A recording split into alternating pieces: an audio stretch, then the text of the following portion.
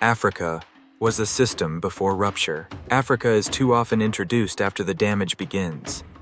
The lesson starts with slavery, then colonization, then poverty, then crisis, then rescue. That sequence is not neutral. It teaches people to see Africa as a place acted upon, instead of a place that acted, built, governed, traded, taught, remembered, adapted, and shaped the world.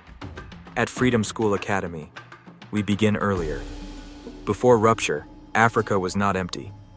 Africa was not waiting for Europe to arrive with history in its pocket.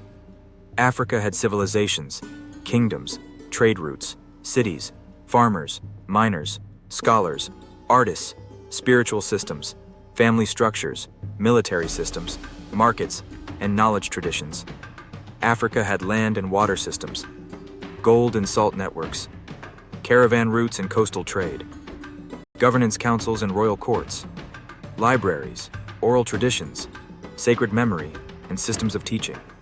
Africa was not a problem to be solved. Africa was a structure to be understood. That matters because when people begin the story too late, they misunderstand everything that follows. Slavery becomes the beginning instead of a disruption. Colonialism becomes development instead of extraction. Poverty becomes failure instead of consequence.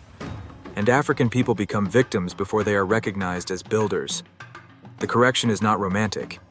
African societies had conflict, hierarchy, disagreement, and failure like all human societies. But complexity is not emptiness. Internal weakness does not erase external extraction, and disruption does not erase what existed before it. To study Africa seriously, we must ask, what systems existed before rupture? Who governed? What knowledge was carried? What trade networks operated? What institutions held memory?